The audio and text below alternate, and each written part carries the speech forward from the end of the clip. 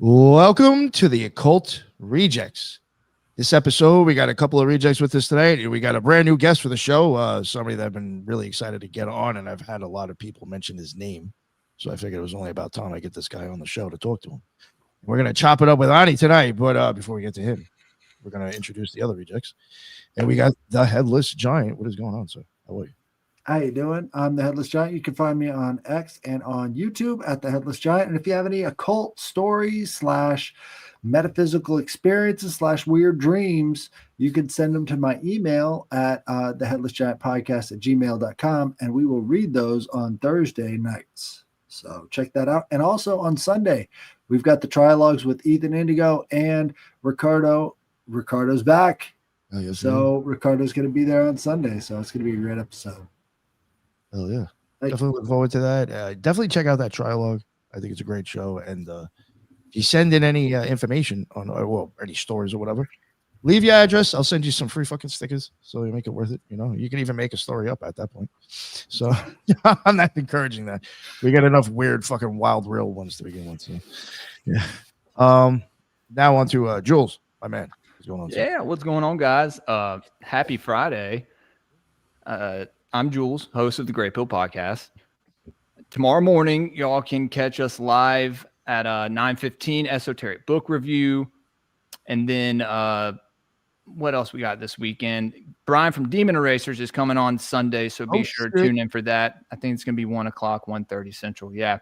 So yeah, you can find me over on Twitter at Gray Pill Pod. Over on Rumble, YouTube, Spotify, Apple Podcasts, patreon.com/Gray Pill Podcast. That's where we do the esoteric book reviews. We're doing them live right now, but they usually go straight to Patreon, and they don't leave from there, as well as watch parties, Elohim etymologies, sticker packs. We got some sticker packs. I talk about my stickers a bunch. A lot of cool stuff over at the Patreon. So yeah, and you can also support the show over there. So yeah. Happy to be here for another awesome episode. Happy to see Ani. It's been a minute. But yeah, man, let's go. Good to see you too, brother. All right. Yeah. And thank you, Jules, for even making this happen. You're the one who approached me and said you could get this guy on. And now he's here. He was looking for you. So I was like, hey, man, I know where he's at. Follow me, bro. Yeah, right. Yeah, well, I've been like a hermit for like the last few weeks anyway. So, but please, sir. Introduce yourself and let everybody know what your deal is and where they can find your work. And like, if you don't mind, just give me give everybody a little bit background of like kind of what you're into and the shit you talk about on your show. Yeah, everybody was telling me about the Occult Rejects. I've heard it several times. I probably caught some shows from you guys in the past, but I reached out to Jules because somebody mentioned you guys and wanted to get back on connecting with other communities. So I go by Ani Osaru. I run the Spiritual Shade Room on Instagram. Also run Nagaverse Network, the True Occult newspaper, through my Patreon, patreon.com/the_Spiritual Shade Room. And I have a YouTube channel, Ani Osaru, where we will tomorrow be breaking down the numogram decoded, the mystery decoded to, not tomorrow, on Sunday. I don't think it's Saturday yet. Sunday, we will be breaking that down if you guys want to tune into that. And a little bit background about me. Consider myself a metaphysicist. I've been lecturing, doing podcasts for about 10 years now. I go into occultism, very big into gematria, numbers type stuff. But I get deep into the esoteric science, mythology, anything you want to go through and chop it up about. I pretty much wear all the hats and go into these subject matters. Nice. I like that. Well, you'll fit in here. Yeah, so. Definitely. You already got my attention with some of the things you said, especially the science aspect. I'm working on something now for a show that I think might actually be my first book. It'll probably be the easiest one for me to do because of the way it'll be set up. Is that I'm actually going to show with herbs and crystals that half of the woo-woo effects these witches think they're getting from their spells is literally psychodrama, and what the crystals and the herbs are actually doing to your fucking cranial nerves. Literally. Let's go, man. I'm not knocking the magic, but I hate to say it, most of the stuff, when you start looking at the effects, how some of them will even give you 2 different effects, so it makes you feel fucking shocked at first, and then calming. Oh, the spell's working. I feel better already. Like it's all influence of actual science that's misunderstood, and we attribute it to some deity, some bad guy, and something that's going to help us. And this is what helps me deal with the things I can't fucking face. You know, really. And I try to sound too much on it, but I really do think there's a lot of that going on. And I think it will actually show the herb what it would be used for if you wanted to use it in magic, and then actually how it all affects you, like with your cranial nerves and your nervous system. And it's actually pretty fucking wild when you start like looking at how many, like some of them affect 2 or 3, and it's just like it's actually doing a lot to you, believe it or not. So it's I don't know. I'm gonna do that with crystals, and put that into one thing, so it'll be kind of like science and occultism. It'll probably piss off some witches, and people a little bit more on the other end will find it really interesting. Yeah. But isn't that the pitfall of like materialism to begin with? Is that the idea that these things can have any effect on the body is sort of downplayed because they don't immediately identify these things. But the fact of the matter is they didn't, like, look at Tylenol, for instance, right? Tylenol was approved by nobody, right? Nobody took the time to actually test this stuff to see if it was actually good for you. And now everybody's really surprised that, oh, it's linked to, you know, the A word that I can't say without getting us banned. So, you know, maybe there is something to this physical effect that people aren't seeing because they're so focused on, you know, well, all this physical matter doesn't have these residual effects, but they clearly do, you know? Yes, I agree. But yeah, so Ani, sorry to fucking, I ended up patting myself on the back for 5 minutes talking about my book. But yeah, No, back to you. Yeah. There's other people's Yeah. attitudes and behaviors must be rubbing off on me.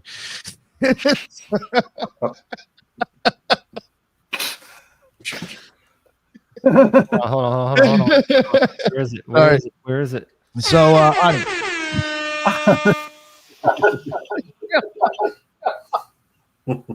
I'm done, dude. How am I gonna be able to get serious with this shit now? Ani's like, yo, these guys are off the hook. Yeah. So Ani, gematria. I mean, if you don't mind a little bit, like, what is there anything that you actually was like, you know what, I'd really like to talk about this on the show?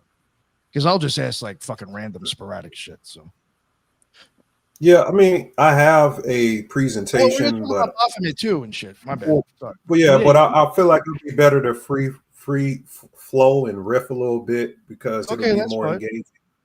But yeah, I mean, gematria is the language of the elite. It means the language of geometry.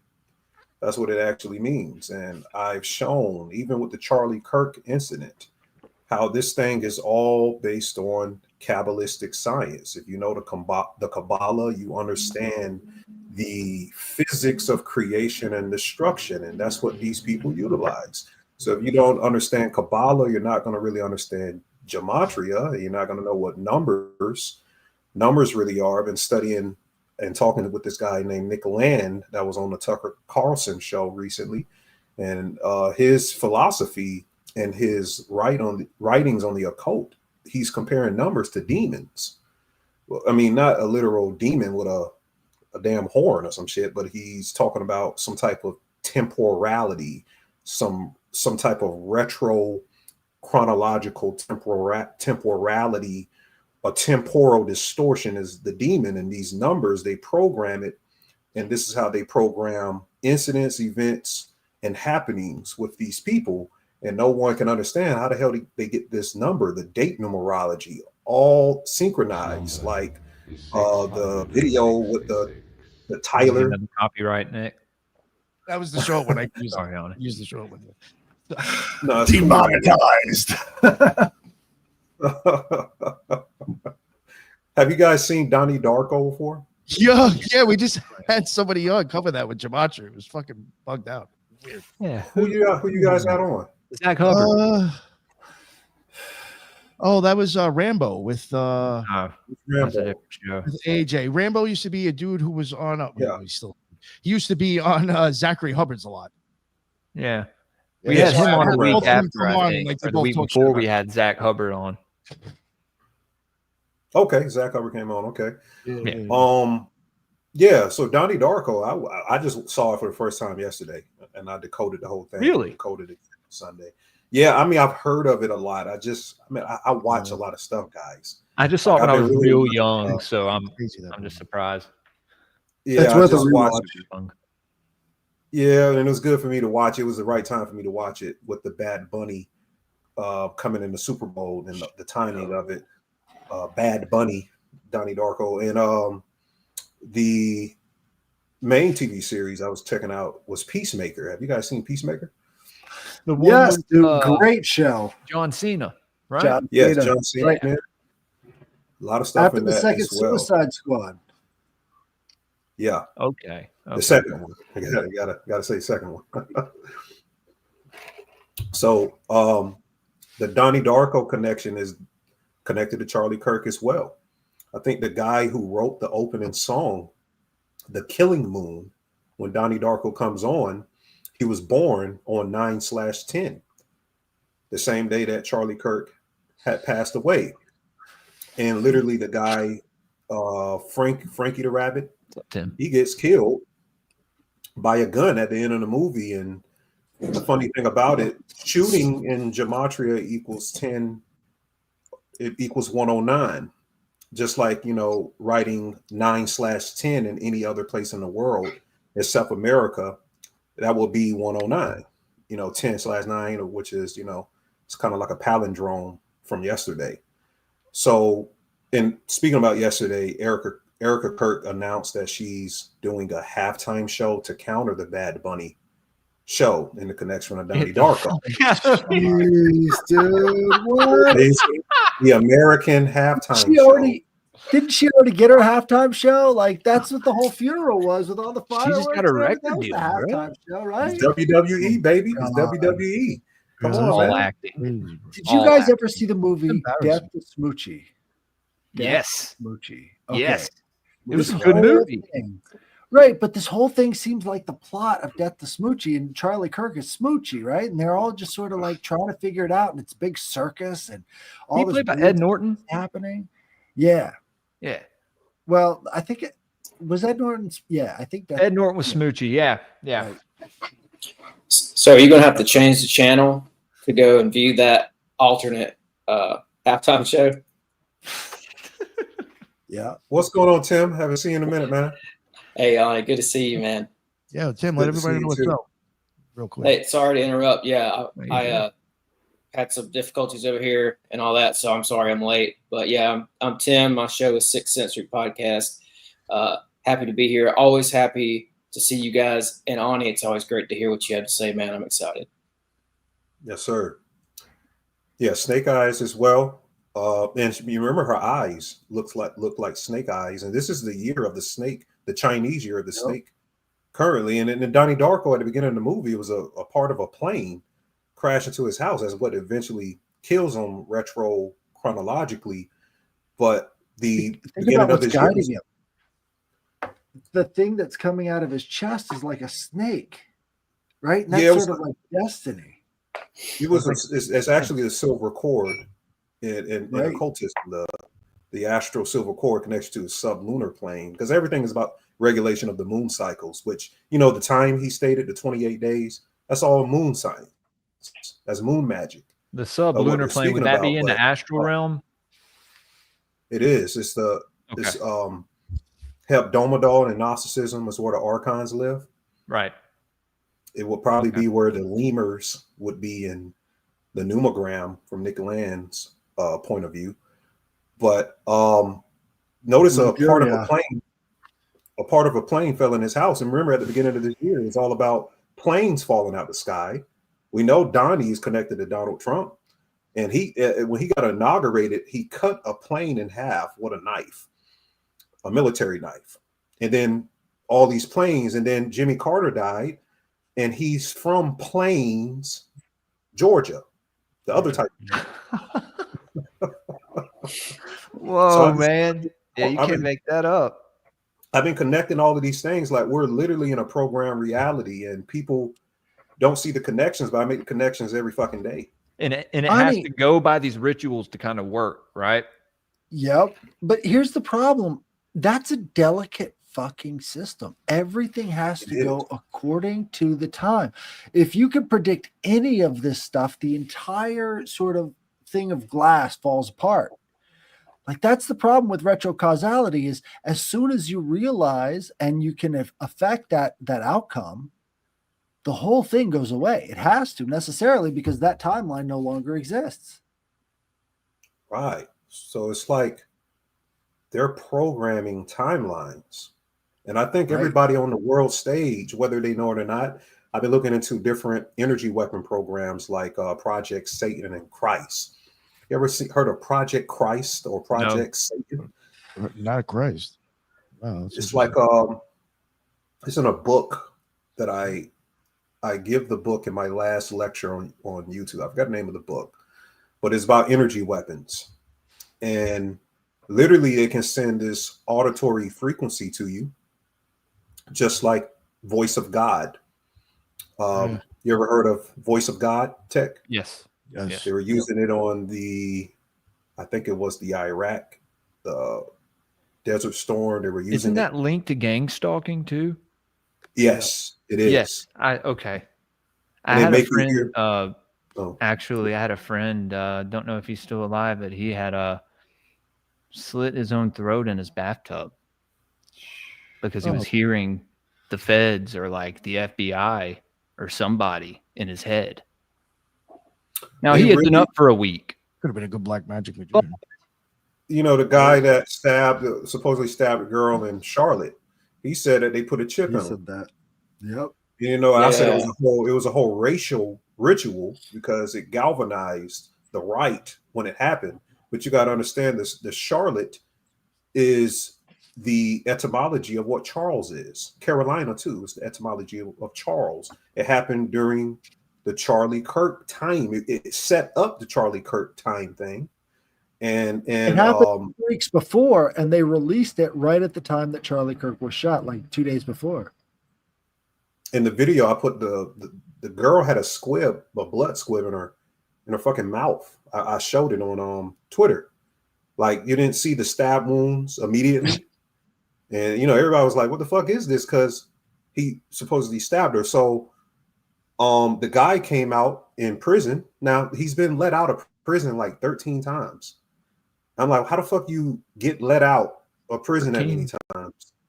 You know, And the yeah, judge, the judge has never been to law school, right? So they're just replacing all these judges with magistrates, and they've never been to law school, and they just do whatever they're told. They have no concept. They're doing what they're told. It's not about letting some you know, whatever they say, there's some DEI program or something. This is implementation. They put that person there because they're gonna set this shit up to make it look like it's a racial incident. And I connected the 42 because the rapper The Baby came out. His last name is fucking Kirk. And he's 33 years old. He made a video about the stabbing. What would happen if I saved her? Like he's intervening like God, saving her from the stabbing. Yeah, Hold on, a music video? He made a music video called Save Me about saving, her name is Ariana. And look, and she's not even, they say that she died in the Ukrainian wars. Shit. AI said that she died years ago, 2023 or something. Wait, what? Yeah, we broke it all So down. the whole thing could have been scripted.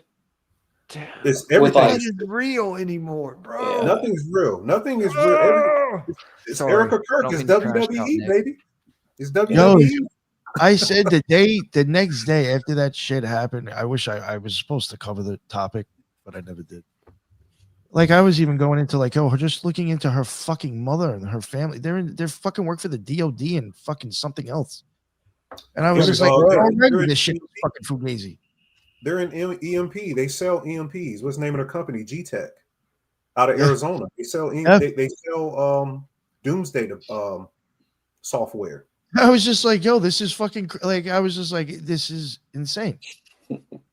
Like we're praising these people's daughter right now. I'm like, what the fuck's going on?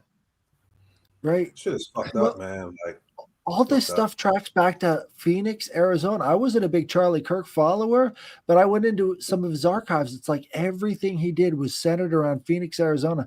If you know anything about history, you know Phoenix, Arizona is just basically an occult city, like from top to bottom, all of the history.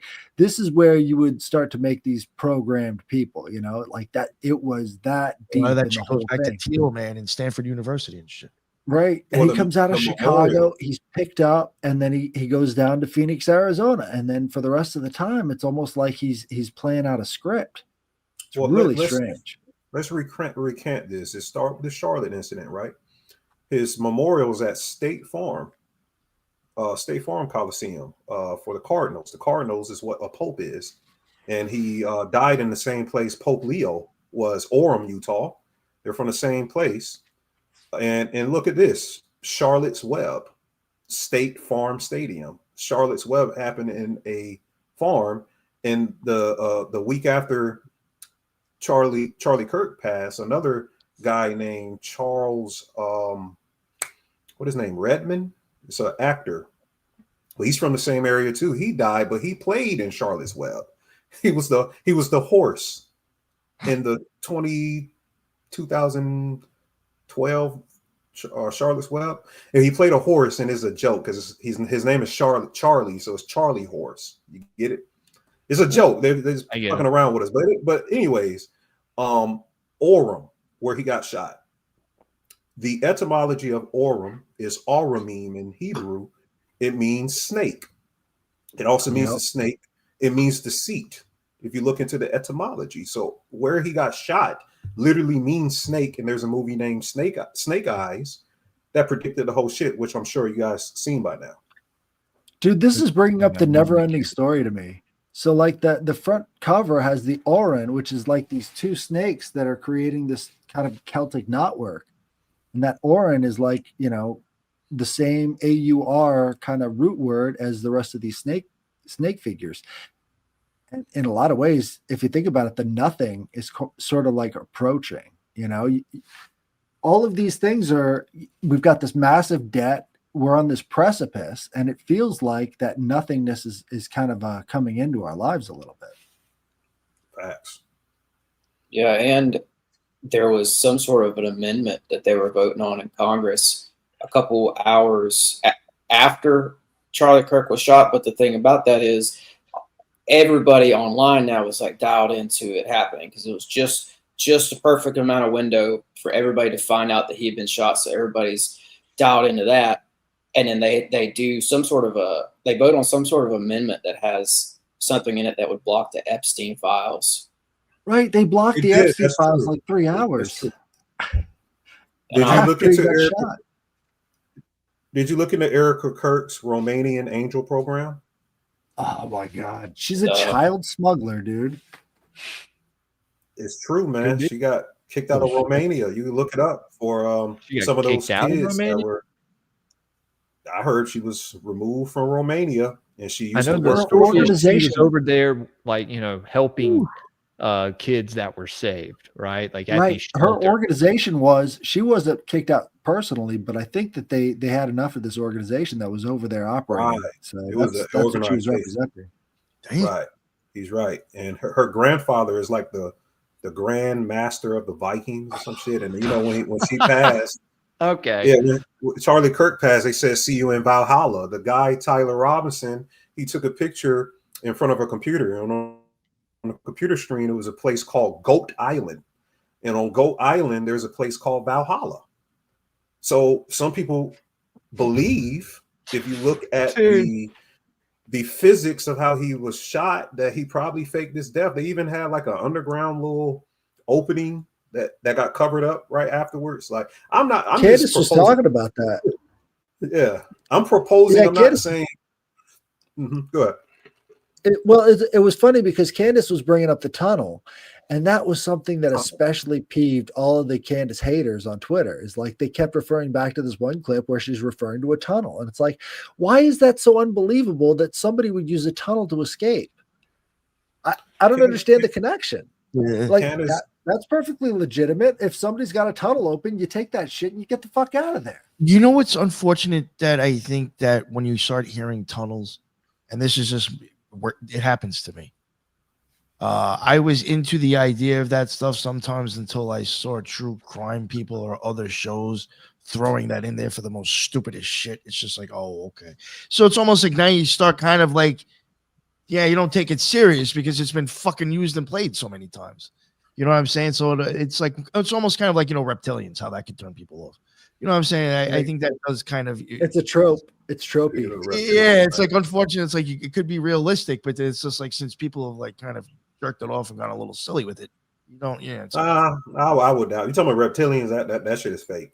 no. I'm just, it's a common thing that people go back to. It's like they start to hear. You think it's all symbolism, Ani?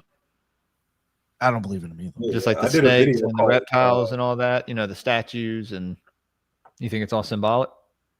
Yeah, I did a video called The Reptilian Myth, probably one of my most watched videos, and I take you through the history. It all comes from Lovecraft. All of that comes from Lovecraft. Really? And it goes into these other, what's the author, Morning of the Magicians? What's the guy to be on the Malv Zone? Joe Rogan. What's the guy that be on Graham Hancock? His books, David Icke. There is something called mythopoesis, where they're making up mythologies. They're making the UFO, the ufological agenda, the reptilians, the new ideology, or theologically the new Satan themes. Oh, yeah. Yo, I don't know if this is what you're trying to get at, but I've been saying this for a while. I said, like, David Icke and other people, all they're doing is creating their own pantheon to tell you a fucking occulted story. That's what mythopoesis is. Create your own pantheons. Yeah, all right. Nice, man. That's awesome. Yeah, I've been saying that for a minute. Interesting. I'm not knocking them. I'm saying I'm actually probably giving them more credit, saying they know more than most people think. But that's what all of these people do. A lot of them are doing that. I mean, fucking. A lot of that UFO shit is that. I'm a big fan of pantheons, but it's kind of through connecting certain worship of these certain deities through the symbolism and through the rituals and stuff. Right, but the Lovecraftian pantheon is perfectly consistent with that. What was the guy who created the sort of Crowley offshoot that had Lovecraft? Kenneth Grant. Kenneth Grant. The Typhonian OTO. Yeah, right. The Mob Zone. I'd heard you bring up the Mob Zone. I have yet to still buy that book, but yeah, I read all of Kenneth Grant. I got read it all and know it all pretty. The order of Mayat, or the Aeon of Mayat, and Typhonianism is the worship of Draco. So the whole reptilian thing comes from a star constellation, and they felt like the people of that time felt like they were utterly destroyed when the first pole shift happened. They didn't understand what the fuck the pole shift was, so they was like, why isn't the stars telling time correctly? That's when Draco got demonized into Satan, because it wasn't telling the time. Over the time, the people who worshiped Draco, when it stopped, see, the pole star changes every couple thousands of years, just like the vault of the stars changes every 72 years. So these stars are moving. These things are moving across the vacuum of space, and these occultists are just studying the angles and what type of energy continuum comes out of the movement of these things. Every 2,600 years or something like that, the pole star shifts backwards in the equinox precession on the spring equinox. So when it moves backwards, it's going in the reverse direction as the rest of the precession. And so that's why they pay attention to it, is because that's related to the wobble of the North Star. Good because shit. Of our 23-degree offset of the axis. That's good shit right there. And the 26,000, God equals 26. There's no zeros in gematria. God equals 26. So what do you think about the people that have had these encounters with these reptile creatures? Do you think they're all lying, or do you think they're all hallucinating, or do you think they're having like a spiritual encounter? Maybe me and Tim, you guys go to Sixth Sensory podcast. We went deep on that. Like, me and Tim talked about it. Like, I said it's an egregore. Okay. Okay, so an egregore is a collective astral thought form that if you pour into it astrally, mentally, that's all religions. If you pour into it over time, you worship it or you feed it, your kids feed it, civilization feeds it, it becomes its own ontology, its own being in these other etherical planes, these plasma planes, and it starts to take on its own trajectory of itself. So these egregores, these collective astral thought forms, have existed. We created the reptilians and the grays long in ago. the astral plane by looking at Aleister Crowley Lamb drawings, and we believed it so much that we created these alternate rifts within the plasma continuum where these parallel universes really have these things and is bleeding into our reality through our meditations, rituals, whatever, and people are worshiping it. Right. When do you But I think it goes. I just want to ask about the Go ahead, reptilian agenda real quick, because I just saw a comment that popped up about some of this popping up in the 50s around Mount Shasta. What do you think, Connie? When did the reptilian agenda sort of seep in around the same time of Roswell and 47 and all that? This is Mount Palomar. I brought on Alan H. Greenfield. You know who that is? Oh yeah. I've read his book. Yeah, he was in the OTO too. Yeah, I brought him on and he broke that down. I can't say it as well as he said it, but he broke that down when it actually began. And he goes deep into the Black Lodge and Twin Peaks. There we go. Did break down Twin Peaks because Full Twin circle, Peaks, everybody. yeah, Sorry, it's a must see. What Bob is a tulpa, and the red room and the what's the other room called? I haven't seen it in years. Which room are you referring to? Where Bob exists. So you have one with the room above the convenience store, right? Yeah. Well, the different lodges. Tower of the Glory. You ever notice that on the door above the bar? There's in one of the. It says it on the bathroom door. Yeah, power in the glory. Power in the glory. I was like, I can't make it any more obvious. The R&R or whatever it's called. Oh, I didn't know that. Yeah. What are we forgetting? Pieces. That's in Missing Pieces. That's the outtakes. You got to look that up if you've never watched it. Twin Peaks Missing Pieces. It's on YouTube. Yeah, it's on YouTube. We're watching it on Patreon right now, Ani. We're almost done with the return. We've tried to analyze the entire first, second season. We watched Firewalk with me, and yeah, dude. Almost everyone in season 3 is a tulpa. You know, Firewalk with me was wild. It's incredible in my opinion. It's pretty fucked up, but it's incredible. I'm a big fan of Lynch. If you can't tell. Oh, here's You're one. missing the significance of Bob. Bob, could you see him being a palindrome? Oh, that is sorry. And it starts with the B and it ends with the B. Barasheth, the first letter in the Bible. So it's like you're kind of implying sort of godhood by that. The owls are UFOs, by the way, if you guys didn't know. Yeah. That was always weird how they kind of got that little spin in there with like the owls aren't what they seem. Yeah. I always thought that was weird how we threw that in there. And the owl cave, dude. Then in the owl cave, you had like the fucking little map to the Black Lodge, which they don't know is a map at first. They think it's just some drawing or something. Cooper is a moonchild. You guys know what a moonchild is? I'm familiar with the term and not a direct definition. What is it on? 47. Okay. All right, so got a book called Moonchild.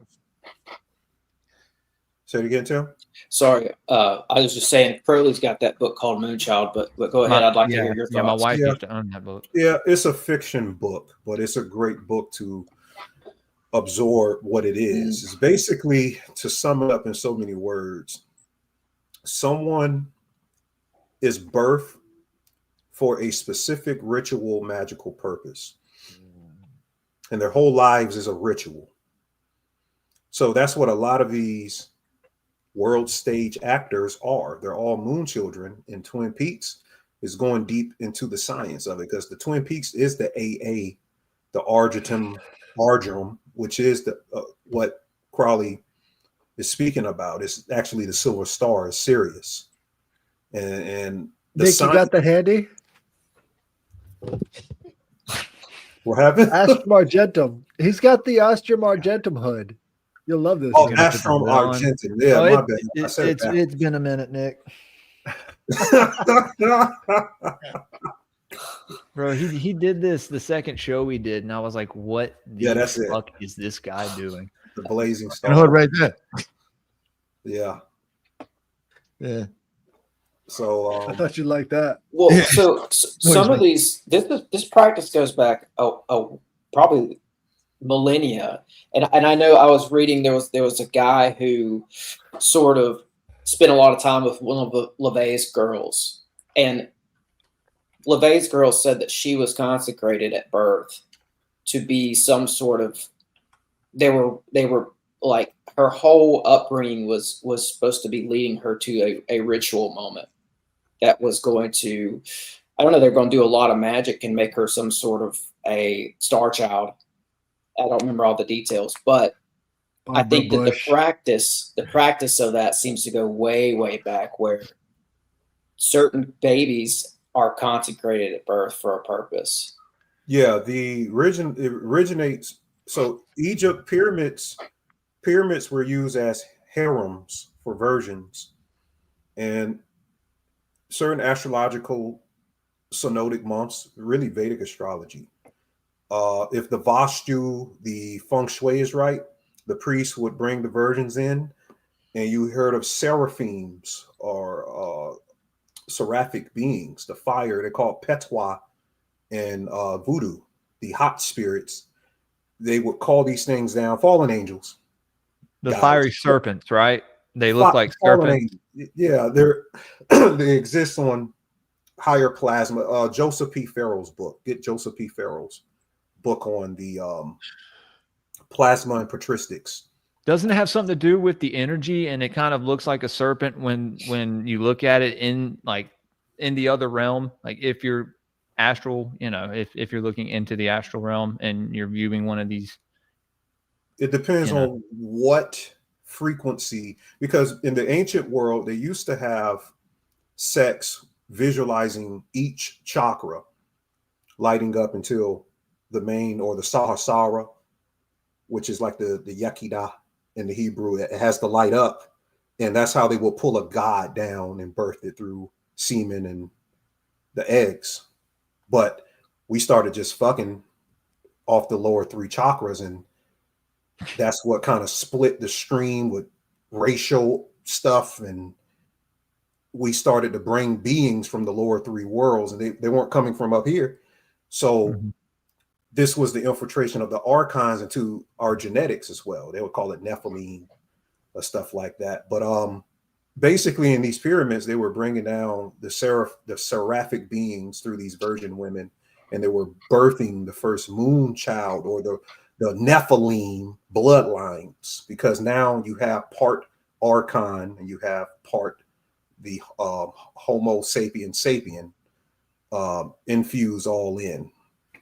So you're pretty much a homunculus, or your children are homunculus, or they're Nephilim, whatever you want to call it. They're a spliced, and their genetics are carrying these things. And certain people have tracked their bloodlines. These elites have tracked their bloodlines to these Babylonian workings, these different workings across, ancient civilizations. Yeah, man. Who do you think was doing these splices of this DNA, this genetic tinkering? Who do I think was doing it? Yeah. Like like beings, or like beings from somewhere else, or do you think they're just powers, just kind of working behind the scenes? No, pretty much intelligence. Their intelligence. They give the intelligence, and we carry it out. Man is the working form of perfection. We bring perfection. We're supposed to be the potentialities of perfection. So we bring it out. But I'm pretty sure, because I believe in quantum theory, I believe in parallel realities. There's shit, you watched Peacemaker. It's fucking 99 alternate plus dimensions out here where very well it could have been something like that. But I don't believe that it's all just one thing. It was just physical, right. That's it, or it's just spiritual. I think it's a mixture of both. Cool. Okay. That's what I. Yeah. So that Mount Palomar, that's associated with Georgia Dempsey. I just pulled it up here, and they've got that Palomar Observatory out there too. Yeah. So I don't know if that was put there in relation to all the UFO stuff that popped off, but I just thought that this was interesting because you're spot on with that Mount Palomar thing, man. Like 1950s, a lot of UFO stuff was coming out of there with the Dempsey at the helm. Yeah, they even showed how they pop in and out of existence because they're reverse engineering UFOs, but there's real spiritual ships out here too now. There's real plasmic ships as well. So it's not all German tech. I mean, I think the best ufology we have, the Germans did probably the best job of reverse engineering it. But some of these ships, they're not physical. So it depends. What are you looking at when you see the UFOs? Are you looking at the physical ship or are you looking at the plasma? The Merkaba. Right. Crazy shit. Crawley and Kenneth Grant said that most of the plasma ships are magicians having sex.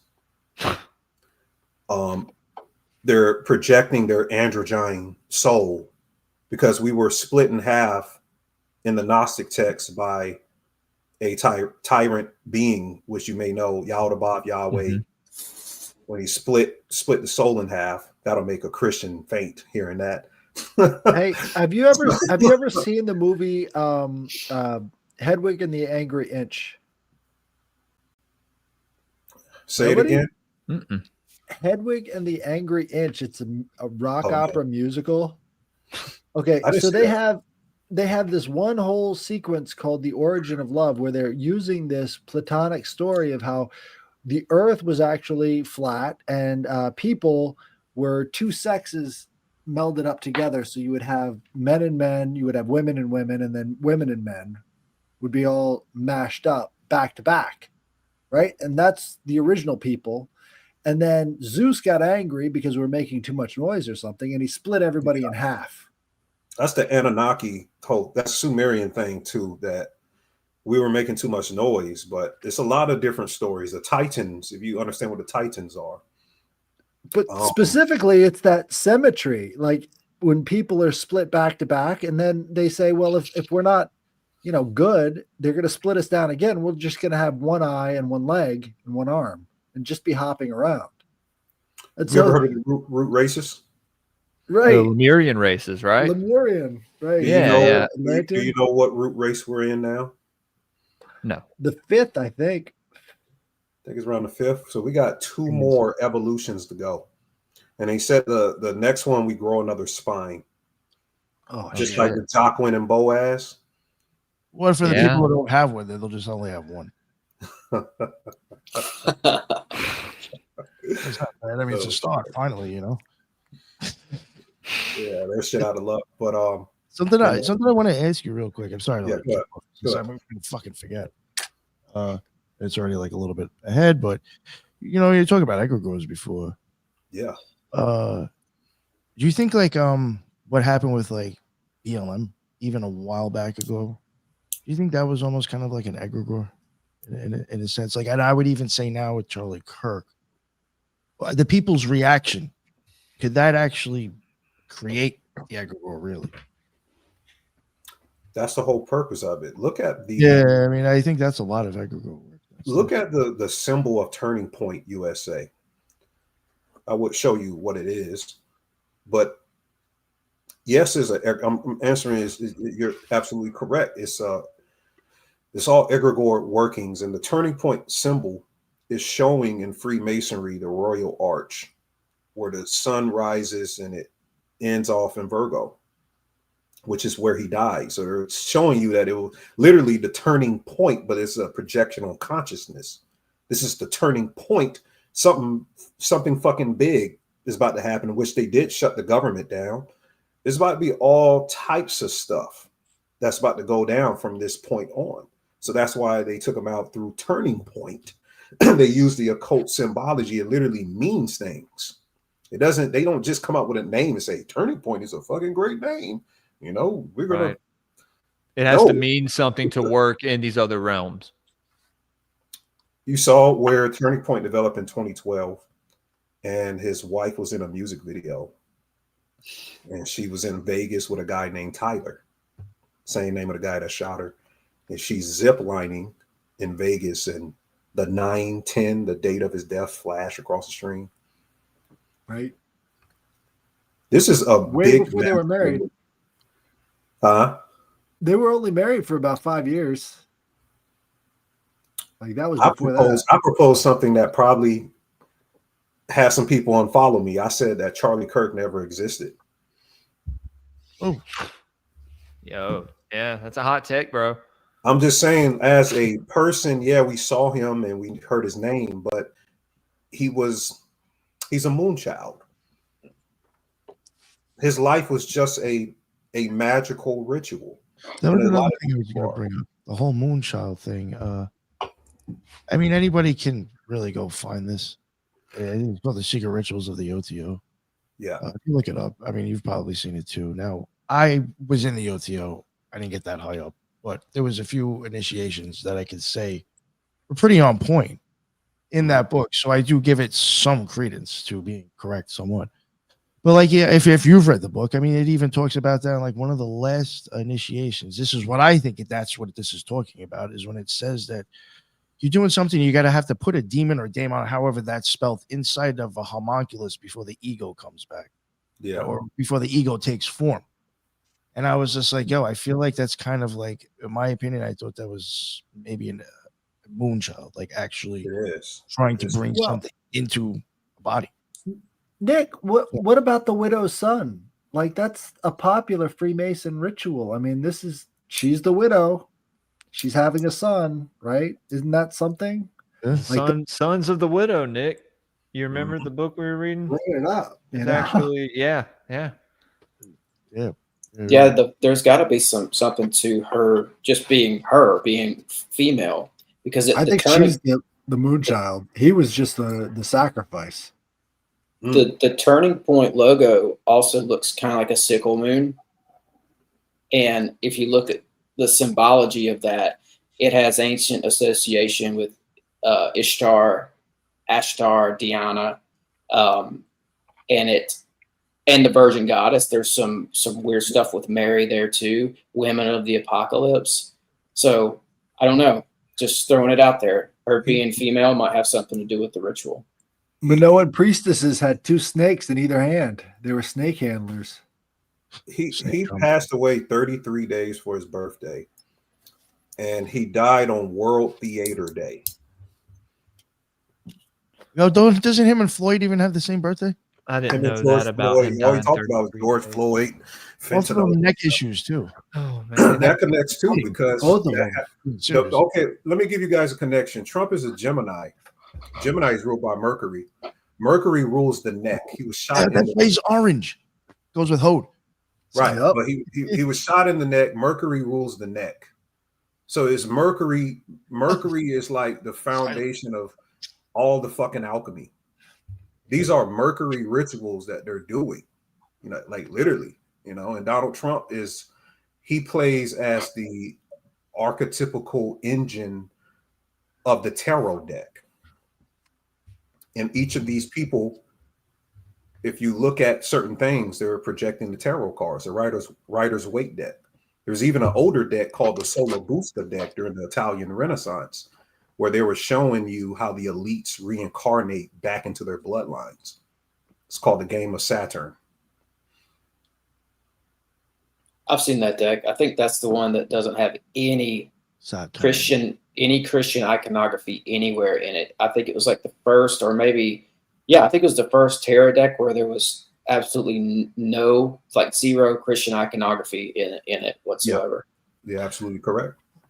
Hey, Ani, have you ever heard of the Bembine Tablet of Isis?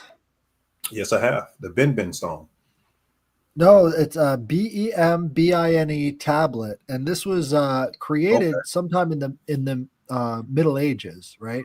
It's not Egyptian, but it is in perfect hieroglyphic relief before they actually had a really good translation of the hieroglyphics, and it depicts all of the cards on the major arcana in the tarot using Egyptian figures. I haven't heard of that before. Check it out, dude. It is fucking like to decode this thing is just incredible. It's BEMBINE tablet. Ben Bean. I'm not surprised.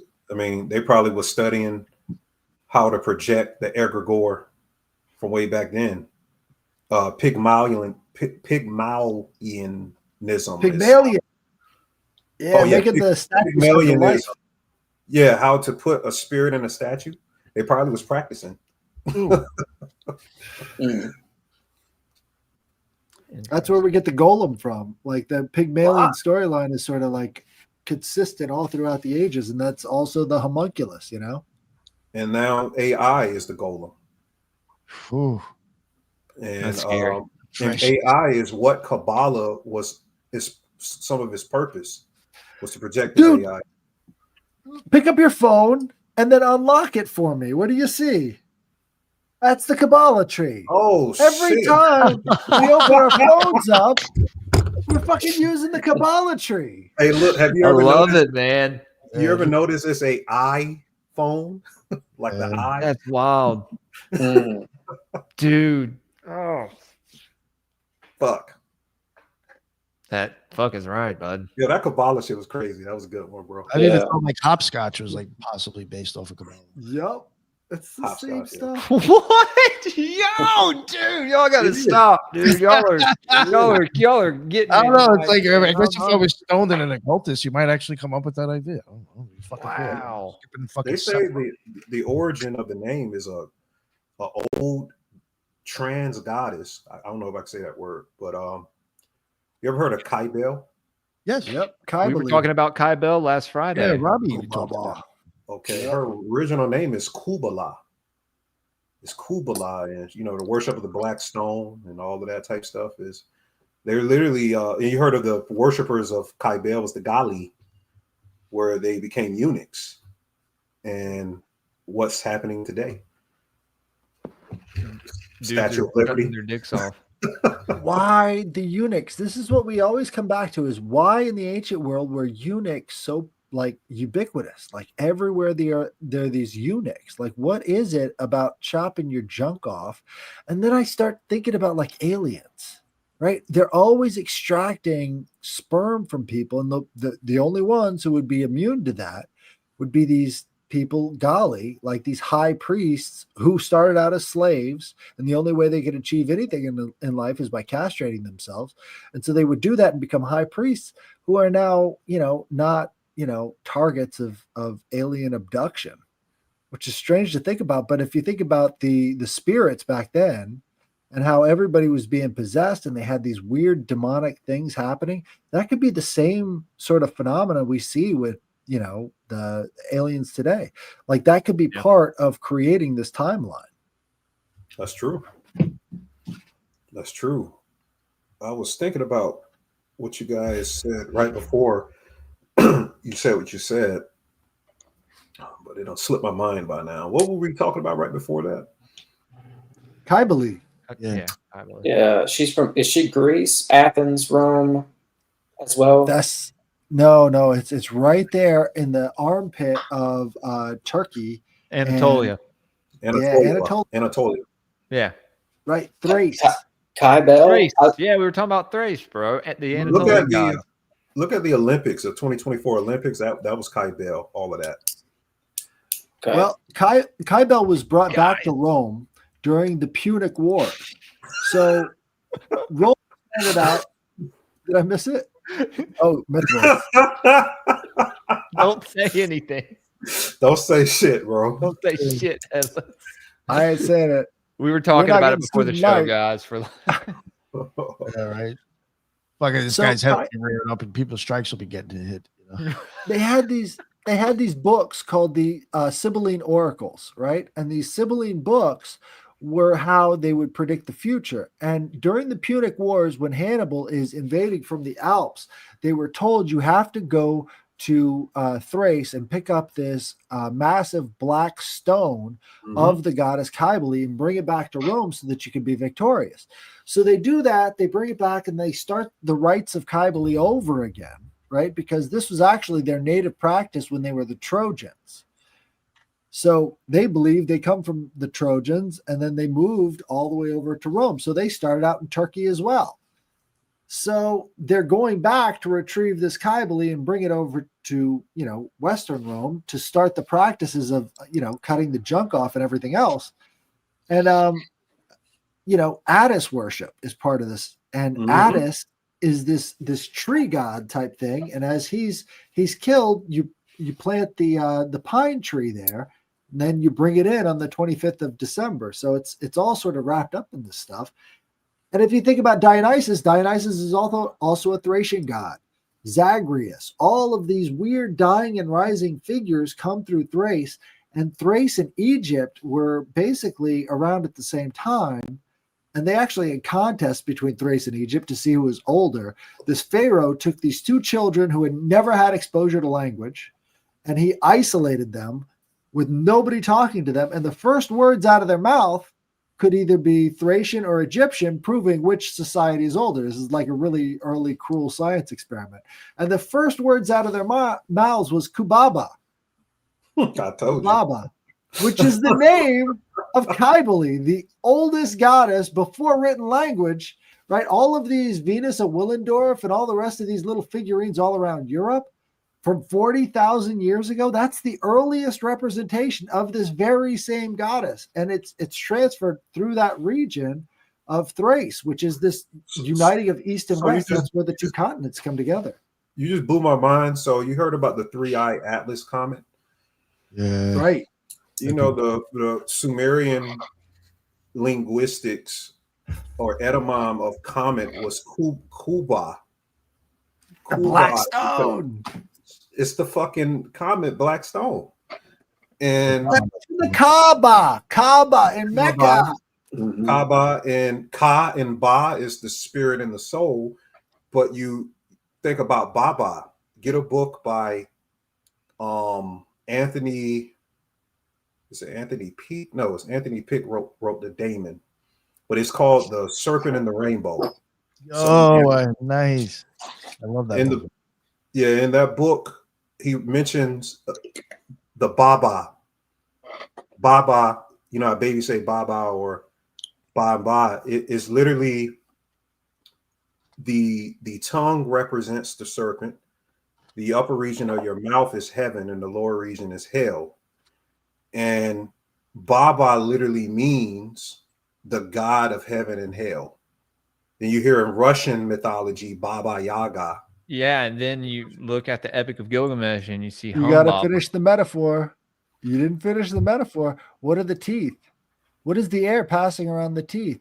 These are the ancient megaliths, right? Between the sky and the earth, and they would come together at these places where the wind would flow around these stones like speech, right? This is where they would also align themselves to the rest of the universe. So the whole idea of logos itself goes back to the time when we were communicating on a whole different level with each other. Right? That's kind of where the whole idea of telepathy and speaking together in dreams and stuff sort of comes out of, is that whole megalithic period. Somebody said telepathy. One of the first telepathic languages is called Krypton. I read that in a old book. Said Krypton. Said people, you literally learn how to push a thought in a person's head. There's like magic I was teaching on Patreon, how to zing a person, literally threading a light and hitting a person in the face with light is how you push a thought in their head. And sort of like just going back to Donnie Darko, remember he had that thread coming out of him. Right. And the thread was linking to the TV screen. It was linking the people. and he was able either to project himself forward. Remember, he was giving the analogy with the physics teacher of how to time travel or how to travel is really astral travel, but I guess time travel because they're connecting it to Trump's uncle, who literally has the Nikola Tesla documents of time travel. Then you got the Baron Trump thing. Is he? You also got the threads. You also got the thread. So it's like the thread of your life is your destiny. And so this whole thing is centered around maybe, you know, the souls are destined to do something predetermined. Right. So you can literally shift the trajectory of travel, and interdimensional travel is through plasma as well. That's why the plasma resurgence happened within the last 10 years. And keep talking about plasma. I don't believe planets are solid. I think everything is plasma. And I study Vedic astrology, and Vedic astrology is very advanced when you break down the 27 nakshatras and you look deep into what's called the tithis, how the moon moves at these mathematical arithmetic turning points through these nakshatras, these stars, literally affects all of our consciousness. It literally is the plasma's movement. Its system of movement is understanding the Vedas or Vidya. Rahu and Ketu. Rahu and Ketu. Yep, Rahu and Ketu. Yeah. We were talking about this earlier. There are these gravitational deflections at 60 degrees on either side of the moon that actually collects plasma, right? So these are like gravitational dead zones because of the mass of the moon in its orbit. Well, let me ask you a question. Plasma. Rahu and Ketu, it's right there. Let me ask y'all a question. Do you think the moon is really a rock? I don't know what it is. All I know is the math, and the math does not add up on the moon. That it's a light, you know, that it's plasma, that it's a rock, you know. I mean, there's hollow, yeah, that it rings like a bell when you hit it, or reverberates. So they kept not overestimating the gravity of the thing and overshooting the moon when they were doing test runs, which is one of the reasons why they think that they didn't actually get there, is because they couldn't actually land any rockets on it because they kept screwing up the mass of the moon. You've got to, you know, calculate the gravity as these things are on approach. And they kept overshooting it because they kept overestimating the gravity of this thing, the mass. Did you guys see a movie called Moonfall? I've heard of it. Is that James Bond? Came out like 3 years ago. What? That's Halle Berry. Moonraker. It's Halle Berry last movie she was in, but inside of the moon was like a whole fucking alien base with plasma intelligence. Shit was real crazy, bro. And they said like the moon is a machine that makes stars in the movie. Like that's the original purpose. And they showed how it comes apart and makes stars and shit. So every man and woman is a star. A star. Well, you've got the lunar symbolism there too. That goes way back in practice. And you guys were talking about these asteroids. I'm really fascinated with that. And I was looking into where there was a pre-Islamic god named Hallel. It was a moon god. And apparently that black asteroid, well, let me say it like this. Apparently the black rock that they go and see at Mecca was actually an asteroid. And it's wrapped up in the practice of some sort of a pagan-like religion to Hallel. And I'm just like, but there's asteroids. I just found one the other day. There's another black rock on Crete. It's in it's all ruins now, but there's a temple to Aphrodite there in Crete. You can still go see the ruins, and they still have this black asteroid, and it's worn smooth. You could tell millions of people over all these years have gone through there and touched it. It's worn smooth. And I'm just like, what's with the black rock? I'm trying to figure it out. Did you see Nicolas Cage, Colors Out of Space? Great movie. Yeah, I saw that. Great movie, man. That's what the asteroid is. That would be terrifying. Oh, there was one with Natalie Portman. Did you see that one with Natalie Portman where she's getting close to the asteroid and everything in reality just starts melting or whatever? Yeah, It's like Annihilation. I forgot the name. Yeah, Annihilation. That was it. Yeah, that was crazy. But same idea, right? And there was a bunch of Stephen King. Cadamus too, right? Cadamus, he founded the Thebes, Greek city.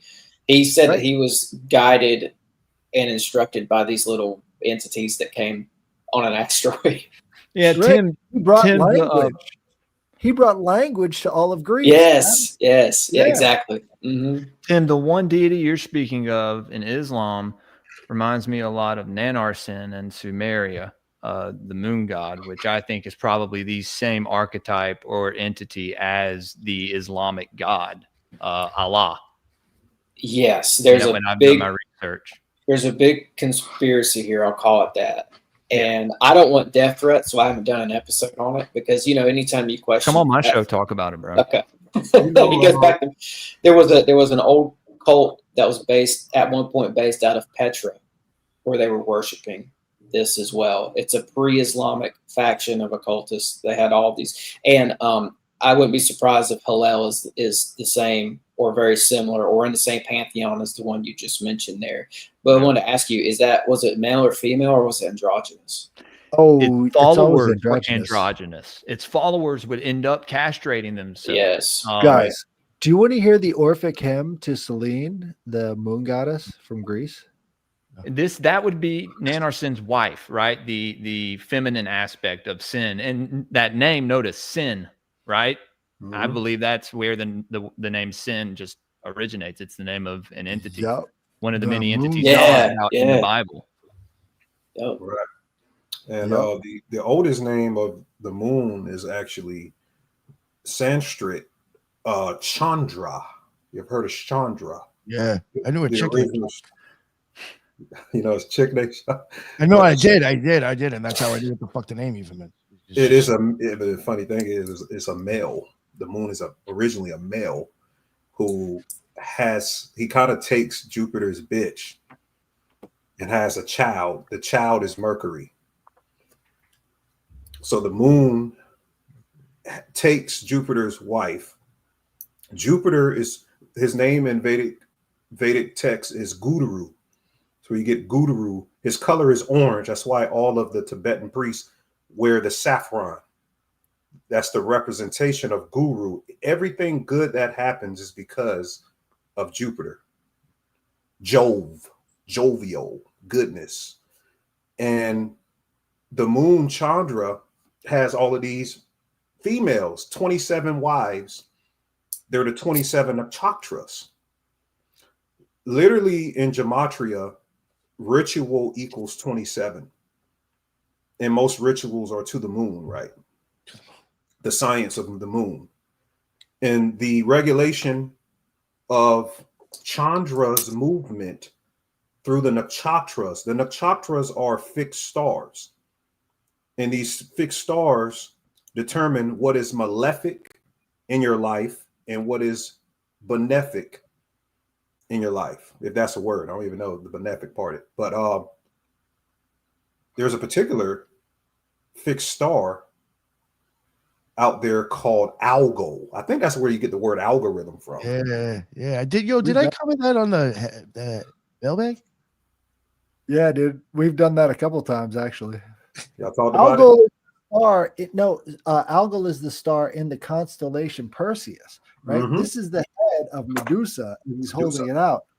And that is what the algorithm is based off of, is the fact that this thing is basically a thing that turns you to stone, right? So this algorithm...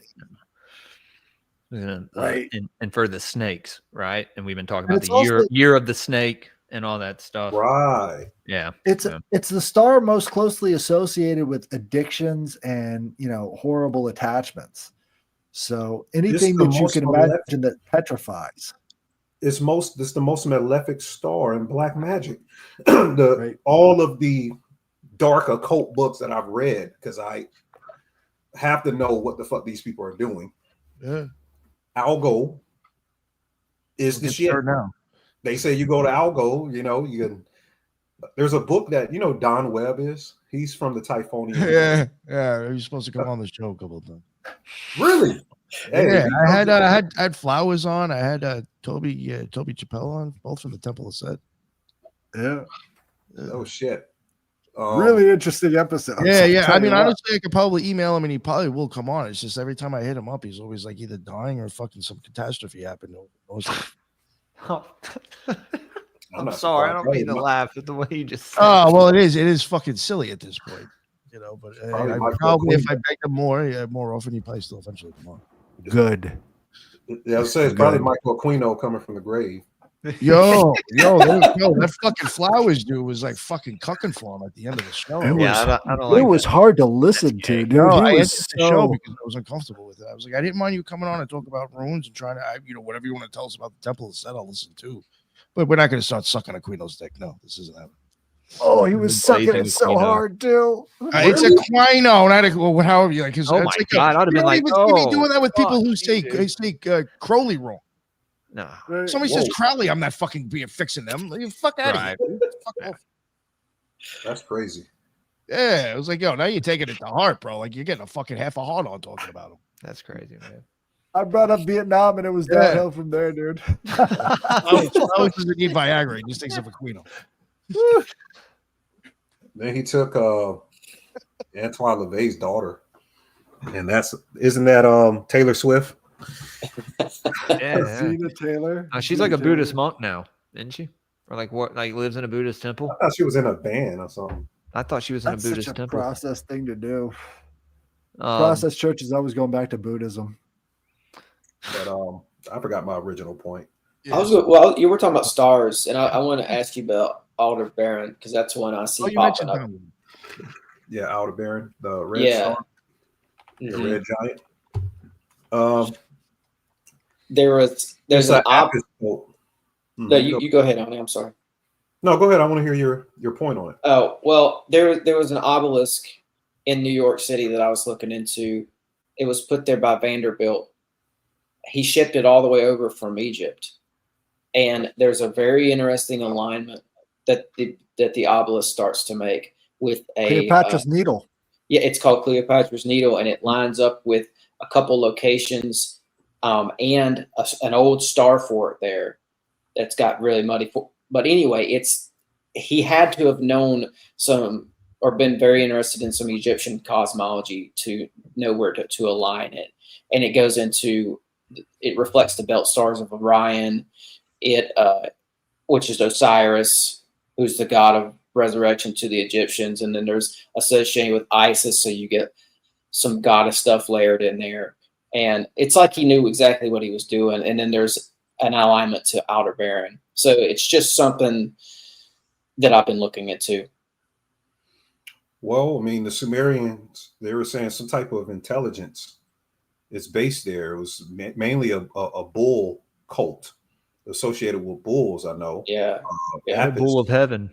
Yeah, I think they called it Alpha Tari. Aldebaran. There you go. Tari. Right. And a lot of things come from that. I looked the word Tari, Taurus. You get the word altar from that. From that alpha, that Tari word. Centauri. Yeah. Like whatever Tari is, it's a goddess named. It's a goddess named Tyrt that the Typhonians worship. She's like the mother of Set. The last Starfighter. Isn't that where they were going? Alpha Centauri. And that kid who played that video game and they came and took him and they used him. Have you ever heard of the Torabolium? You know what I'm talking about, right, dude? That's what where the fuck this dude just get that from? Right.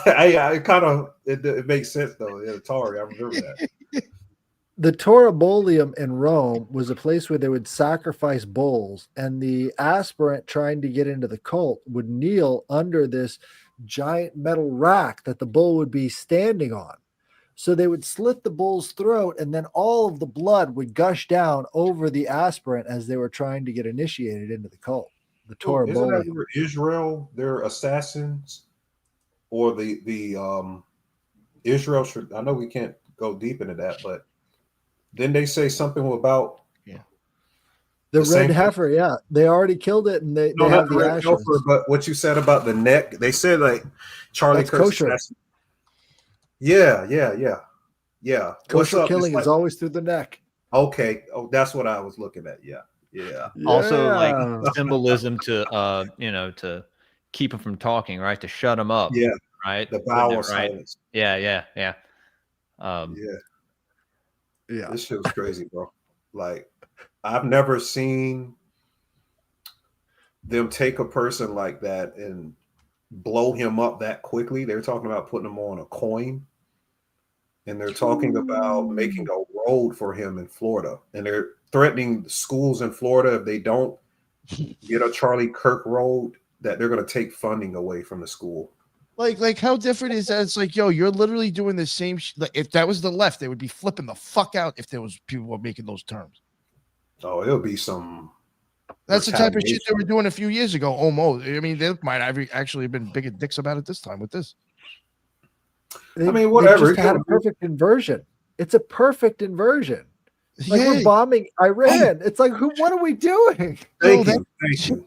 It's something I Thank didn't even said before. They have totally switched sides, and it's fucking unreal. It doesn't make any sense. Like they're actually constantly contradicting themselves. Yep. It's got to be part of the magical practice, because I think at that point that's when like the MK Ultra starts to kick in. Yeah, I mean, fuck, if you on the right left shit, you're completely in the spell. You're inside of the spell. But one more rabbit hole we can go into. Have you guys heard of the Sabbatean Frankus? Yeah. A ton. Talked about him on Already Dead back when I was on that show. I think the problem is everybody thinks that these Sabbatean Frankists are atheists. They are the exact opposite. These people are so militantly religious that they are willing to do horrible acts that any other person would be completely disgusted to do. And that's how religious they are, right? Is because they're willing to subject themselves to these horrors that are beyond imaginable that they're doing to other people because of their religious devotion to God and trying to bring him back. That's a different level of zealotry that I don't think people have really examined yet. These people are the inner circles of what the Illuminati or the cryptocracy actually practice. You know, Sabbatai Zevi, he deemed himself the Jewish Messiah in 666. Oh, yeah. And then, Nathan of Go ahead. Yeah, Nathan of Gaza. That was his. Oh yeah, I did it. I wasn't expecting another one. And there was never a first one. I just threw it in there anyway. Thank you, sir. I'm bringing it back. Sabbatai.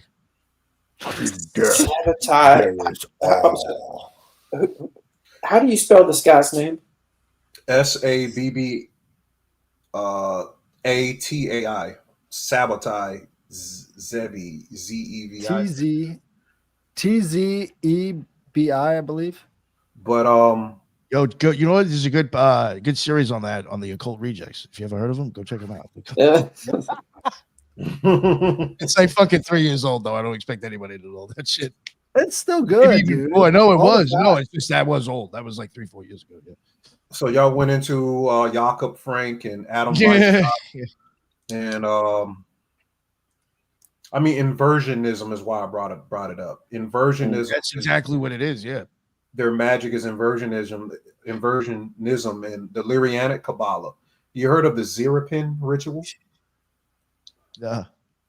I'm not. So they believe by You're teaching us a lot of new stuff tonight, Ollie, or me at least. That's great, because Yes. when you regurgitate things over and over, somebody keeps coming to my post saying that all celebrities are inverts. I'm like, I like your enthusiasm, but what's the science? Give me the science. And I gave them free Martinism. Looking at free Martinism, the skull and bone. Oh, we know about Martinism. We got Heidi Love on the case. No, I know you. Free Martinism is like they are their gender, but their skeletons are the opposite gender. Oh. Look up free Martinism. So if you look at the skull and bone symbol, look at the lemurs. Look at the bones. One is half of the face is female and the other half is male. Oh, it's very Janus almost. Look at, yeah. So most of these people who are moon children, they're born through IVF births. Look into the series Gen V and the boys. They're literally talking about like IVF free Martins.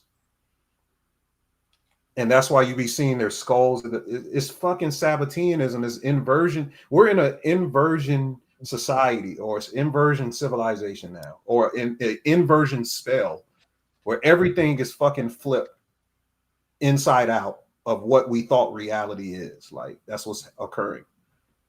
And literally, these people and their magic. Well, I was talking about the Zerapin.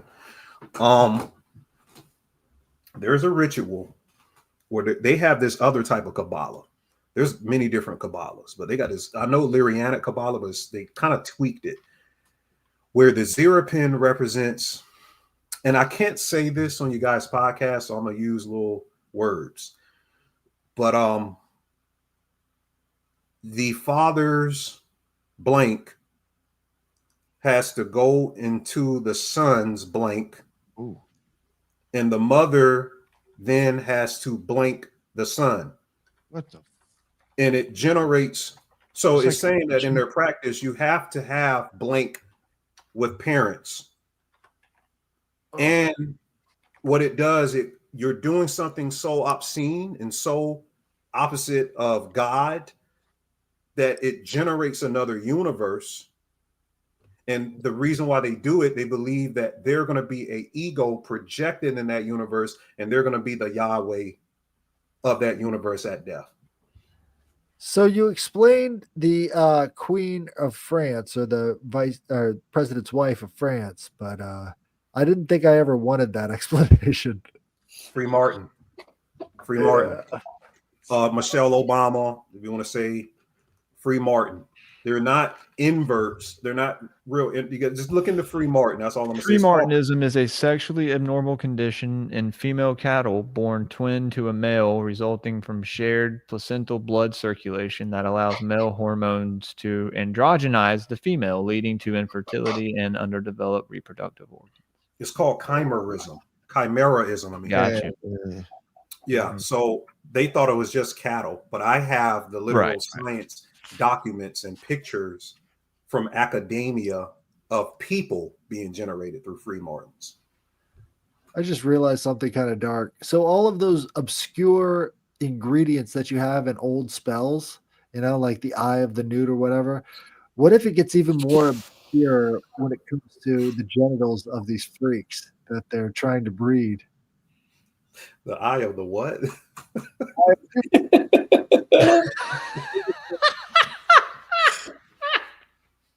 The eye of the newt.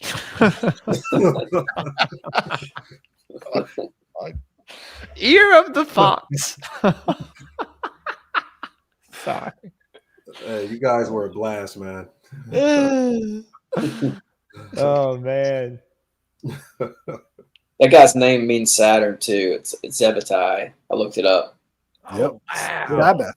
Yeah, Sabbath. Sabbath is Saturn. Yeah. Saturn's Day. Sabbath day, Saturday, Saturn's Day. Yeah. All roads lead back to that. Didn't even you mentioned the Lemuric Kabbalah before, right? Didn't even Blavatsky even say like that's like some of the like the shit poorest fucking version of the Kabbalah? She even shit on his shit. Yeah. She's a work. She has a lot. She's a work. That's all I'm gonna say. Yeah, Yo, did you ever hear that shit about Crowley blaming her for the fucking murders? You gotta look at Pascal B. Randolph. He gets overlooked a lot because dude, I always talk about Pascal B. Randolph. He's the one who brought sex magic to the United States. Right. And Crowley kind of jacked his swag. Oh, he jacked a lot of people. And they say Blavatsky.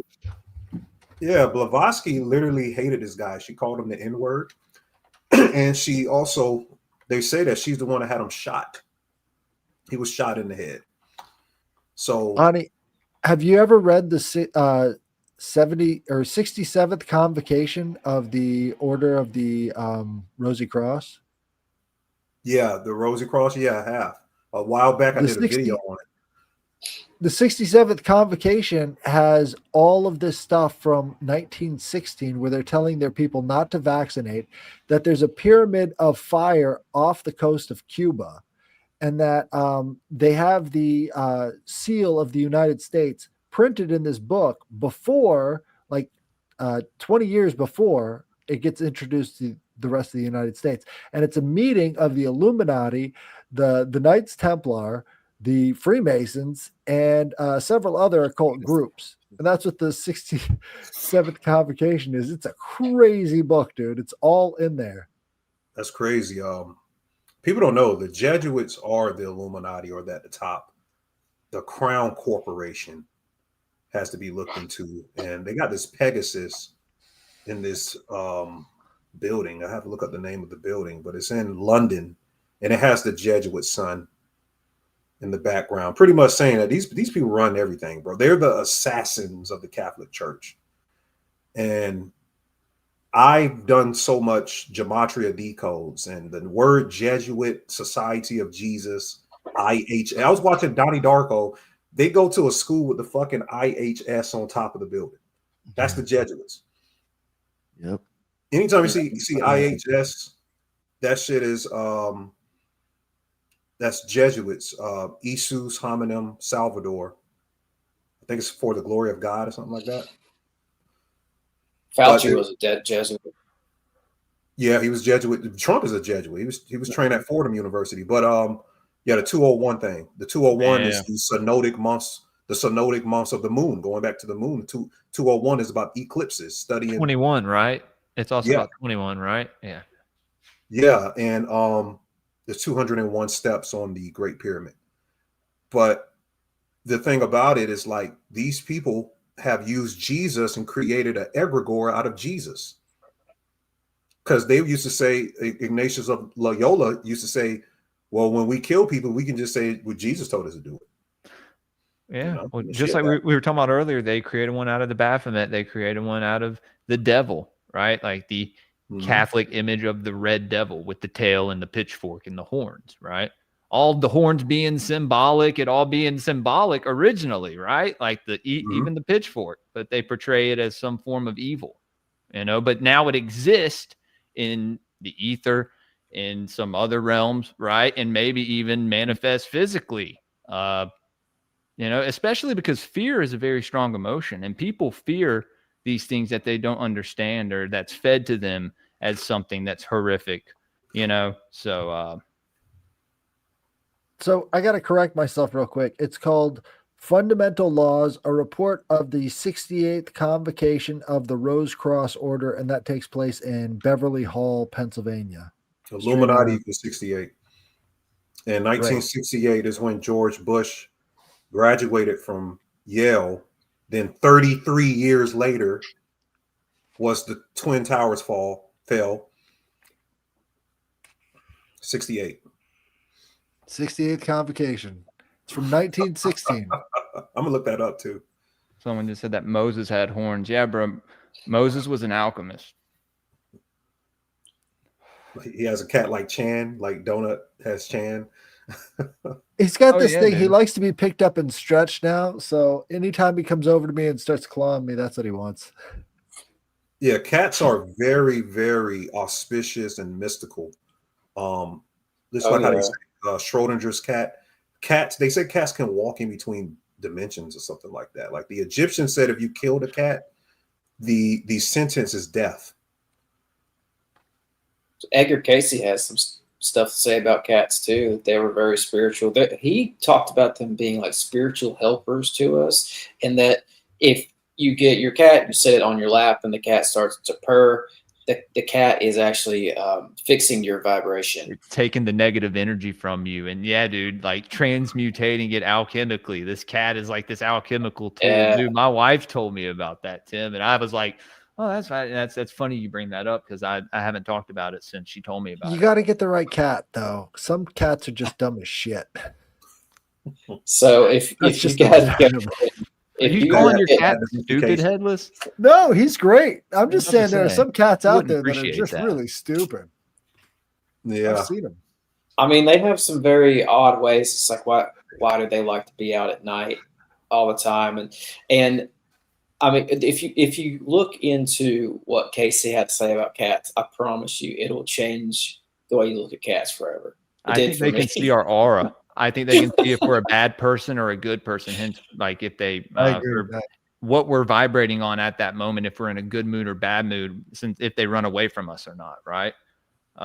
Animals, there's something, man. I don't know. Oh, and they go and visit people right before they die. They have a sense for that. Yep. And if you talk to people who work in rest homes or hospice and there's a cat around, they all talk about that. They're like, the cat knows. I've heard people personally in real life tell me that. I've seen people talk about it online too, but I know somebody personally who told me about that. Right before somebody would die, the cat would visit the person. That seems like a predatory kind of instinct, you know? Because like if something's about to die and you got to go over there and eat it, you know? Easy food. Cats are like the super predator. Well, maybe if it actually sees it, They've extincted more species than humans have, you know? maybe they just want to watch the live show. And you know, all that. I mean, unfortunately, a lot of big cats are going extinct, aren't they? Yeah, it's sad, man. I never liked cats. Oh. I'm talking about this coming up. I didn't like cats. I had a lot of dogs, but as I grew older, cats like me. I don't know why. I would go to people's house, cats will come to me. But then I figured out that in my moon sign in Vedic astrology, I'm Purva Falguni, and its symbol is the cat. So I noticed that cats always sleep under my car. The stray cats are always like a bunch of them under my car. So it's some connection. So I started studying cats the last like 2 to 3 years, like how significant they are or spiritual they are. Well, they got the eyes like, vipers, which is only cats like and vipers have the. Constantine, when he peered into the cat and it opened up a portal to hell. Oh my God. That's true. Yeah. You remember? Yeah. Like, what? They have moves like a snake. Like their tail is. Yeah, I remember that from the movie, right? Yeah. Yeah. Oh, and in the Casey material, there's talk about the cats showing up to you in a time of struggle to like they'll just magically pop up one day in your life when you need help from the divine or whatnot. It goes really deep. Like Jules, what he was talking about, like I'm on board with that. Like I think it's a crazy rabbit hole. Yeah, bro. I think it is with most animals. I think maybe there's something about us that they can all connect with us on some level. There's like some aspect of humans and that's when you see, you know, the old, all the representations of these pictures, half animal, half human, you know, it's representing that. Well, as well as our two natures, but I think it's representing the relationship we have with that nature, right? When it comes to animals. I used to wonder, why did God create roaches? I asked my mom. She said to show people how nasty they ass are. Good, man. But what I really learned is that they clean the earth. They clean up the shit. The bottom. Yeah, they're bottom feeders. Yeah. Yeah. Crustaceans, right? Just of the earth, not of the ocean. Because folks will eat shrimp and all that kind of stuff. They won't eat roaches. Right. But it's kind of like that all the way down. You know, if you think about it, the demons and all of this underworld shit is kind of a reflection of the worst parts of ourselves. Right. And the more grotesque the creature is, that's being drawn. And so these things are sort of summoned when things get really out of balance. And, you know, it's almost like trying to get people's attention, trying to draw that away from whatever's happening. A lot of times people in crisis will see these creatures, you know, the cryptids and stuff just appearing out of nowhere when they're in, you know, a heightened state of fear or whatever. It's like there's some phenomenological link between fear and the appearance of these things that is not fully explored, you know. Also with the forest, right? There's something having to do with the trees and I think the spirits of elementals that maybe can manifest as some of these cryptids, right? They're shapeshifters. Yeah. They've always been shapeshifters. The fae folk, whatever you want to call them. That's always been part of their lore, is that they can change their shape from one thing to the next. It's fascinating. You heard of the Cordalusi clouds, and I know we got to get out of here, but the Cordalusi clouds, the plasma clouds, when it's the right alignment with the ley lines with the Cordalusi, they can like literally open up like portals that cryptids walk in and out. I heard. Not Robert Antoine Wilson, the guy who wrote The Serious Mystery, wrote that book on it and died mysteriously right after that. What book was that? The Serious Mystery, but the book is called Plasma from Heaven and Plasma or something like that. Robert Temple. Get his book on it's like something Plasma in Heaven. Somebody put it in the chat or something. Well, does that have anything to do with portals? Is it portals? He breaks it. It's everything. He said that's where the archons is, and it's like the Cordalusi clouds right between the moon, the earth, and the sun, and it's these plasma clouds that you can't see, but it literally opens portals. It does all this type stuff. Well, we had a lady on our show. It was the Cryptid Huntress, and she was talking about this Meadow project. And this Meadow project had, caught like on video this strange sort of cube space thing that was like a portal. And the two people who walked into it actually ended up dying really early after that. Yeah. So there's something about that. I mean, that was a crazy event. Well, yeah, isn't there a portal in Appalachia somewhere associated with the Cherokee? But didn't Kenneth Grant go in there? And does anybody know about that story? I've been trying to find out more about it. The Moon Card. That's where Crowley went in Kentucky, right? And that's what inspired him for the Moon Card in the tarot. Is this place in Kentucky? I don't hear about that. Interesting. There's something about the South. I'm telling you, and it's got a werewolf on it. And we're this cryptid shit that's sort of involved, and LBL, all these sort of man, beast, dog man things. It's kind of the same milieu of the kind of the magical summoning, because I think that was concurrent with Crowley's visit to the region.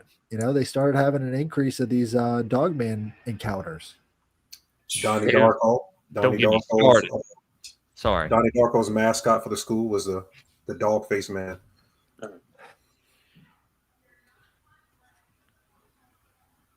Something about these dog men. Yeah. It was great, guys. Yeah. Awesome. Thanks for coming. No, for sure. We'll definitely have to get you back on. Just banger on it. Yeah, hell yeah. No, thank you very much, man. You want to let everybody? Actually, we'll have everybody else plug the shows, and then we'll let you plug yours again at the end. Headless, let everybody know what's up and tell them about this mail. All right. Yeah, you can send your weird, occult, strange, awesome dream or whatever experience to my mailbag at headlessgiantpodcast@gmail.com. And we read those every Thursday. So you should check out that show and definitely send me your mail. Also, I've got the trilogues on Sunday. So check me out on Twitter and YouTube and also Instagram. Thanks. Oh, thank you, sir. I appreciate you coming on. And Jules, what is going on, sir? Guys, this was a great episode. Learned a lot, had a lot of fun. Y'all can follow me on X at Graypilled Pod, on Instagram at Graypilled_podcast. Over there on Rumble, YouTube, Spotify, Apple Podcasts, all that good stuff. Patreon. You can also go to Locals if you're on Rumble a bunch. And I post all the links there, but we do a lot of cool stuff on Patreon. Like I said, you get a free sticker pack. We do the esoteric book review and the watch parties on Patreon only. Elohim etymology episodes drop there first when I get those back going. And you get links to certain chats and Discords, and it's become part of the inner circle of Gray Pilled. And it's a good way to support the show. Like I said, tomorrow morning, 9:15 Central, esoteric book review. I'll be streaming that. Me, Season of the Rat, Subliminal Messenger, and Nick will be there. And Headless welcome to join us if you're awake. And then we have a show, I believe, later in the day on Occult Rejects. And then Sunday, Brian from Demon Erasers will be coming on around noon, maybe a little afternoon. So I'll keep you guys updated on that. But yeah, it was a great show, guys. Hell yeah. No, thank you, sir. And thank you for making this happen. I appreciate it, Jules. Always, man. No. Yeah. Glad I could connect my friends. You know. Hell yeah. No, sure. Tim, my man, thank you so much for being able to make it. Totally forgot to even send out the invite. I was late on that. I apologize. It's all good. Happy to be here, man. Thanks, Nick. Yeah, my show is, and I saw somebody in the comments asking for our show. So, Yes. I appreciate that. Appreciate that people out there are cool and care. My show is Sixth Sensory Podcast. I spell it out SIX.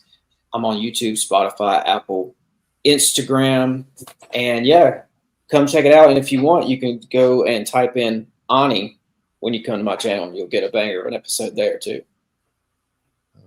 Very nice. Very nice. Check that out. Oh, yeah. Oh, real quick before we get to Adi, just so I don't forget to plug some Occult Reject stuff too. The 18th in Florida in Fort Myers. We'll be down there. We got a booth. And also Brooke from Dark Florida, who's part of the Rejects crew. She will also be one of the speakers there.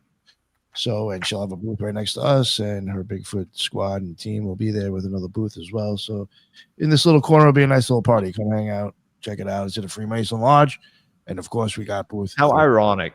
Yes, of course. Oh, well, the guy who's throwing it's fucking Mason. So. Just keeping it real. Yeah. So come check that out, and then Arkansas, 25th, I think 26th. I will be there. It's supposedly the biggest paranormal event every year that's in Arkansas. It's 2 floors. It's at a museum, and it's 2 days. I'm going to try to make that one, guys. It should be pretty fun. So Gray Pilled may be there. That'd be awesome if you could. Yeah, Little Rock, Arkansas. Check that out. Promise, but I'll try. Yeah. So, yeah, 2 days. That one should be really fucking interesting. They have like vendors outside. Like this thing is supposedly huge. Like there's inside too. Like they weren't going to give me a booth unless I was able to go in because they figured I needed an outlet. So I even had to wait because it's on a weekend, right? Yeah. They honestly they gave me the booth for free when I checked out the show. They were like, "Oh, just fucking show up." Nice. I was like, all right, I got that. Yeah. So yeah, come check us out. And there was something else I wanted to plug and I totally forgot. Sorry. And I'm done. Ani, go for it. Let everybody know where they can find all your stuff, please. Yes. You guys can find me on YouTube at Ani Osaru. We will be doing the Numogram Decoded on Sunday. So join us on YouTube. We will be live. I do have Patreon. That's where my main videos is, where my community. We have a great community that share information on patreon.com, THE_spiritual shade room. You'll know it's it if you see the True Occult newspaper. And I'm on Instagram and Twitter and Facebook, Ani Osaru. I also do Vedic astrological readings. Oh, nice. So if you want to get a Vedic astrological reading, I do an extensive chart for you. And I do Gematria Life Decode. True Occult newspaper. There we go. Thank you. Yeah. And I do Gematria Life Decodes as well, numerology. And if you want a Vedic astrological reading or a Gematria Life Decode, you can email me at startribe777@gmail.com. Thank you for having me, fellas. Yes, sir. It's good having you, brother. Awesome. No, thank you. I'm really glad we had you on, and definitely get you on in the future. Thank you, everybody in the chat on everybody's shows. Because on my end, I can see everybody's stuff. I think Liz can and Jules can too. Sees everybody's channel and stuff, and there was a lot of comments and a lot of great stuff being said. And it was really nice to see all that shit. That's why I go live. And that's the end of another Occult Rejects. And until the next one, everybody be well. Later.